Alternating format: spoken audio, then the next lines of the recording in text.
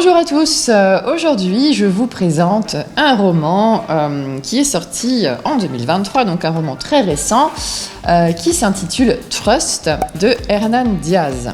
Hernán Diaz est un écrivain argento-américain, directeur adjoint de l'Institut hispanique de l'Université de Columbia aux États-Unis, et ce roman a été finaliste du prix Pulitzer et lauréat du prix Page America.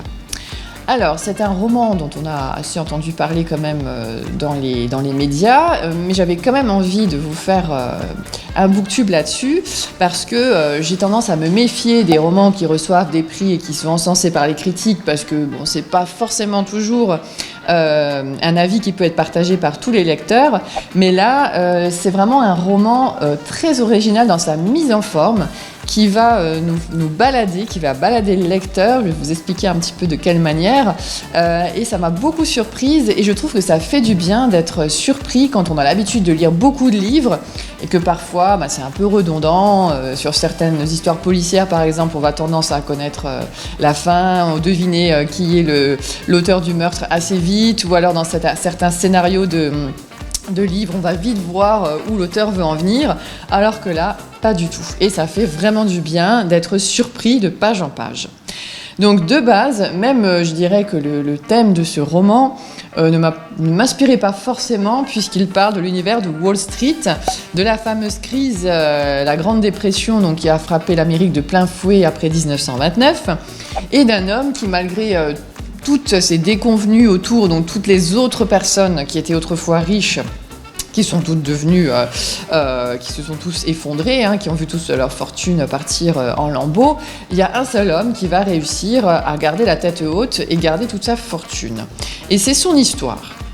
Donc on sait qu'il a marié une femme une fille d'aristocrate, ils forment un couple de la haute société new-yorkaise, mais ils sont pas trop dans les fêtes et les grands rassemblements sociaux de l'époque, comme on peut voir, c'est un petit peu l'époque de Gatsby le Magnifique pour vous situer. Avant toute cette grande dépression, ils vivent de manière assez réservée, assez simple. Donc là où l'auteur a fait quelque chose d'assez génial, c'est que le roman est construit en plusieurs parties. Donc dans la première partie, ça nous parle d'un certain Benjamin Rask, donc ce fameux magnat de la finance qui a su déjouer ce gros piège de 1929, le gros krach boursier, grâce à des intuitions, des calculs mathématiques, son intelligence. Et puis, voilà, c'est un descriptif. Cette première partie, c'est comme un petit roman qui nous parle de sa vie et de la vie de sa femme. Et ensuite, on a la deuxième, troisième et quatrième partie. Alors, je ne vais pas trop vous en dire, sinon ça va vous gâcher le plaisir de la découverte.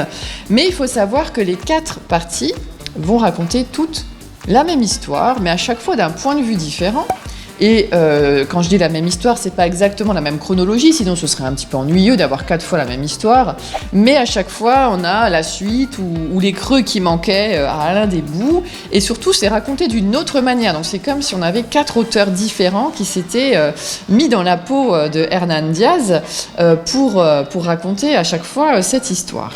Donc c'est 4 styles, 4 tons, 4 destinataires différents de l'histoire.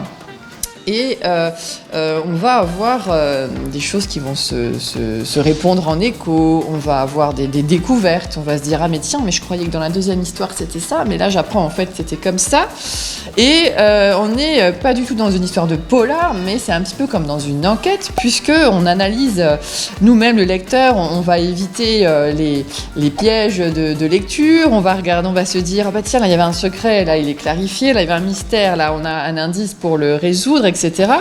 Et c'est dans la quatrième partie que là on se dit « Ah oui, mais en fait c'était ça !» Et c'est là qu'on se rend compte que la femme de ce magnat de la finance jouait un rôle plus important qu'on aurait pu le croire dans tout le fil de l'intrigue.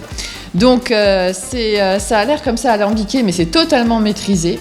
On n'est pas non plus en train de se dire « Oh là là, je me souviens plus c'était quoi ça, je reviens dans la deuxième partie parce que je comprends pas ». Non, c'est tellement bien ficelé que ça coule tout seul.